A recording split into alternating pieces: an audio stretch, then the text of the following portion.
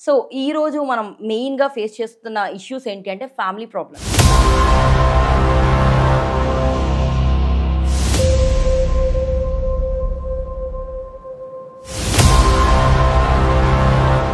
కోర్టుకొచ్చే పెద్ద కేసులు family cases. Even though case number కావాలంటే కూడా 10 to 15 days పడుతుంది. వాళ్ళిద్దరే ప్రేమించుకోవాలి, తన్నుకున్న వాళ్ళిద్దరే తన్నుకోవాలి. థర్డ్ పార్టీని ఇన్వాల్వ్ చేస్తే ఆ కుటుంబంలో ఖచ్చితంగా అంత దూరమైన మెయిన్ కారణం egoism.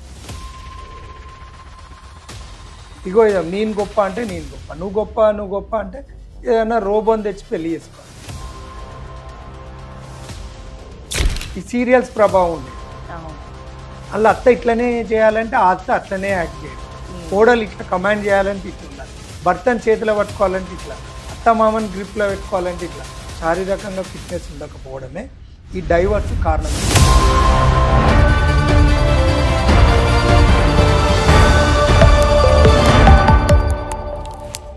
Welcome to ANR legal solutions. So ఈరోజు మన ప్రోగ్రాంలో న్యాయపరమైన సమస్యలు వాటి పరిష్కారాలు తెలుసుకోవడానికి మనం వచ్చేసాం. సో మనతో పాటు ఉన్నారు ప్రముఖ న్యాయవాది అల్లం నాగరాజ్ గారు. సో ఆయన్ని అడిగి మన క్వశ్చన్స్ ఏవైతే ఉన్నాయో వాటి సొల్యూషన్స్, మనకి ఉపయోగపడే లీగల్ ఏవైతే ఉన్నాయో వాటన్నిటి పరిష్కారాలు కూడా మనం తెలుసుకుందాం. వచ్చేయండి. నమస్కారం సార్, ఎలా ఉన్నారు? ఫైన్. సో ఈ రోజు మనం మెయిన్‌గా ఫేస్ చేస్తున్న ఇష్యూస్ ఏంటి అంటే ఫ్యామిలీ ప్రాబ్లమ్స్.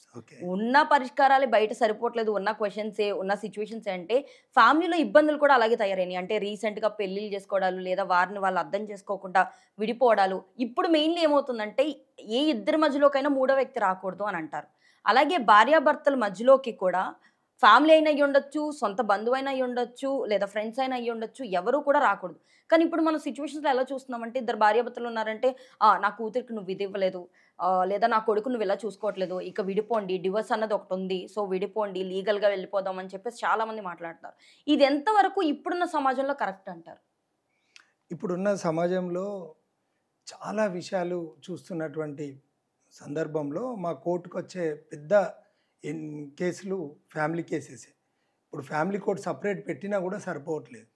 ఉన్నటువంటి సందర్భంలో కేసు నంబర్ కావాలంటే కూడా, ఈవెన్ దో కేసు నంబర్ కావాలంటే కూడా 10 to 15 days పడుతుంది మనం కేసు ఫైల్ చేసినా కూడా.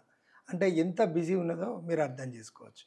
కానీ ఇక్కడ ఉన్నటువంటి పరిస్థితులలో మనం ఎందుకు ఈ సంఘటనలు బయటికి వస్తున్నాయి, ఎందుకంటే కోర్టు వరకు వస్తున్నాయి అంటే ఇంకా అది ఆ ఫ్యామిలీ మోర్ దెన్ 50% మళ్ళీ వాళ్ళు కలిసి ఉండడం అనేది అసాధ్యం అనే పరిస్థితి. అంటే కలిసి ఉండొచ్చు కానీ మోర్ దెన్ 50% ఛాన్సెస్ తక్కువ. కానీ ఇక్కడ దీనికి మెయిన్ కారణం ఏంటంటే, ఒక భార్య అంటే భార్యకు ఉండాల్సిన లక్షణాలు భార్య తెలుసుకోవాలి. ఆమెకు ఉండాల్సిన బాధ్యతలు, పరిధులు, పద్ధతులు, కుటుంబ వ్యవస్థ, సామాజిక వ్యవస్థ, ఈ సమాజంలో ఒక స్త్రీ పాత్ర, ఇట్లాంటి అన్ని వీటి మీద కూడా అవగాహన ఉండాల్సిన అవసరం ఉంది. అదేవిధంగా ఒక భర్త అంటే ఒక మొగోడుగా పుట్టిన నేను ఈ సమాజంలో నేనే మొగోడిని, నేనే ఆధిపత్యం, ఇట్లా కాకుండా ఒక స్త్రీకి మనం ఏ విధమైన మర్యాద ఇవ్వాలి, ఆ స్త్రీకి సమాజంలో ఉన్నటువంటి గౌరవ స్థానం ఏంటి. మన అమ్మ కూడా ఒక స్త్రీయే, మన అక్క చెల్లె అందరు కూడా స్త్రీయే. సమాజంలో ఉన్నటువంటి మనతోటి చదువుకున్నోళ్ళు, మనతోటి ఉన్నోళ్ళు, మనతోటి సమాజంలో ఉన్నటువంటి స్త్రీలందరికీ కూడా ఒక విధమైన రెస్పెక్ట్ ఇచ్చే, ఆ రెస్పెక్ట్ ఏ విధంగా ఇవ్వాల్సి ఉంటుంది. దాంట్లో భార్యకి మనం ఇవ్వాల్సిన విలువలేంటి అనేటి తెలుసుకోలేనటువంటి సందర్భం కాబట్టే ఇంత దూరం వస్తుంది అని చెప్పేసి నేను అనుకుంటా.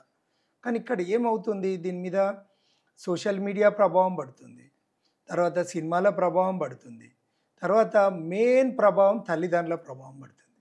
ఈ తల్లిదండ్రులు పిల్లలను అంటున్నారు.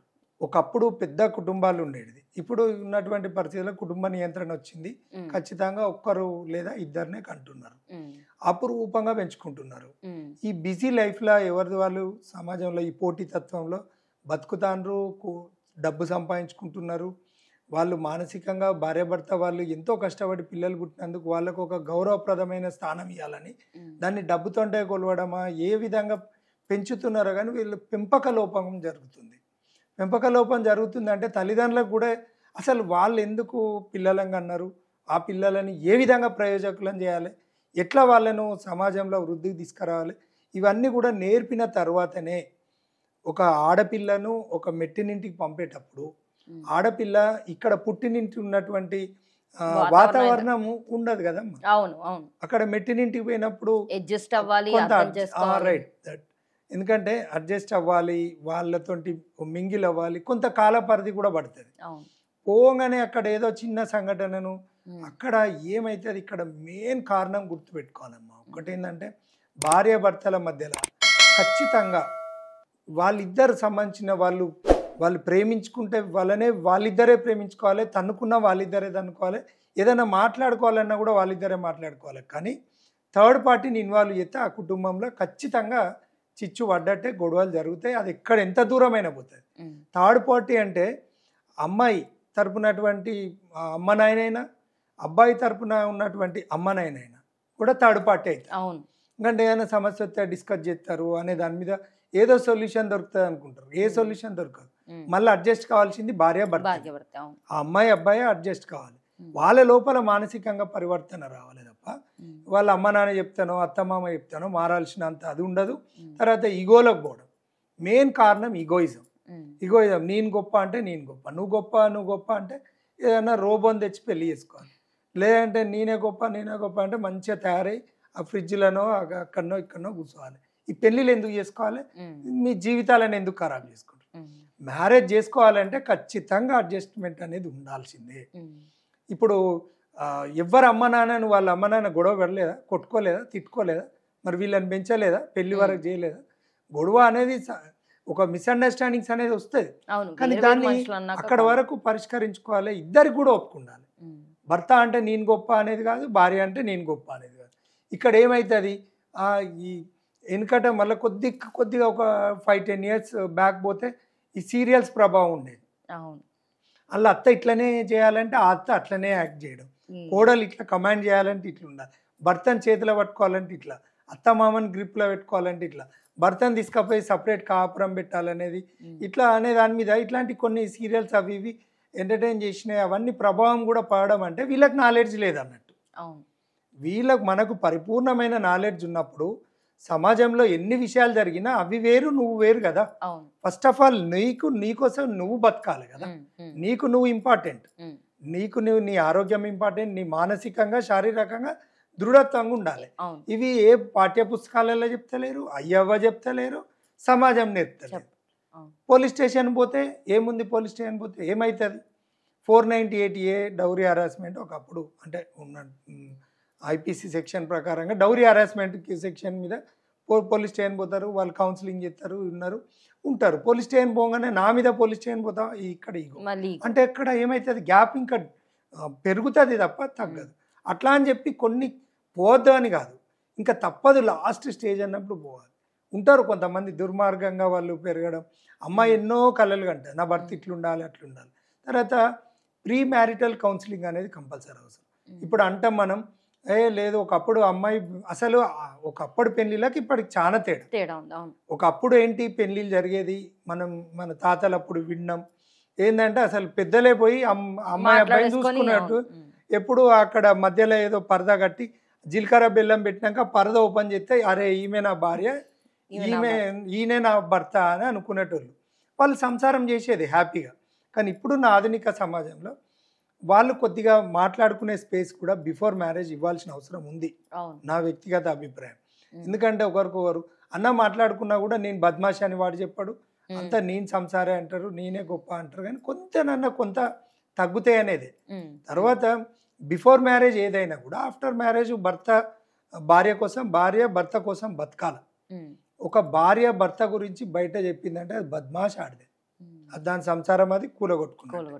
అది కూడా ఒక భర్త భార్య గురించి ఇట్లా అని చెప్పిందంటే వాడు మనిషి పుడకనే కాదు. ఇవి రెండు గుర్తుపెట్టుకోవాలి. నేను గ్రేట్, నువ్వు గ్రేట్ అయితే ఎవడు ఇస్తాడు? ఎవరికి కూడా ఎవరు షీల్డ్ ఇవ్వరు, అవార్డు ఇయ్యరు. ఇద్దరు కలిస్తేనే సమాజం వాళ్ళకు ఒక గోల్డ్ మెడల్ ఇస్తారు, ఉత్తమ భార్య భర్తలు అంటారు.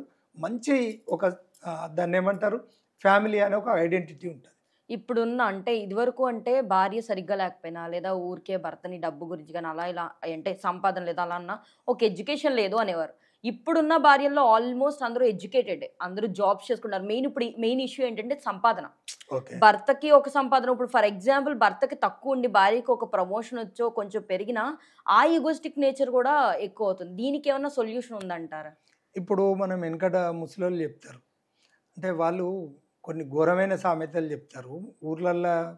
వాళ్ళు ముసలోళ్ళు రచ్చబండ, ఇప్పటికి కూడా కొంతమంది బతుకున్న వాళ్ళతో మాట్లాడలేము. ఈవెందో జడ్జెస్ కూడా ఓ జిల్లా జడ్జి స్థాయి, హైకోర్టు జడ్జి స్థాయి వాళ్ళు కూడా సరిపోరు వాళ్ళు ఉన్నటువంటి పరిస్థితులు. అంటే ఎందుకు నేను ఈ వర్డ్ చెప్తున్నా అంటే, ఆడదానికి ఆర్థిక స్వేచ్ఛ వస్తే భర్త మాత్ర వినదు అని అంటారు. అంత ఔదార్యం ఆమె లోపల ఉండాలి. ఇక్కడ ఆమె ఏమనకు ముందుకే భర్తలు కూడా కొంతమంది ఈమె ఎక్కువ సంపాదిస్తుంది అని వీడు కొంచెం ఇరిటేట్ అయిపోయి ఒక డిప్రెషన్లో పోయి నేను తక్కువ ఆమె ఎక్కువ అయిపోయింది అని చెప్పి ఇంక వీడే ఫీల్ అయ్యి, అంటే ఇక్కడ కూడా అవగాహన లోపం. ఆ రకంగా ఉన్నటువంటి సందర్భం. అంటే ఇప్పుడు ఈవెందో కొంతమంది జడ్జెస్ కూడా డైవర్స్ అయిన వాళ్ళు ఉన్నారు, పిల్లలు అయినాక పెద్దోళ్ళు అయినాక.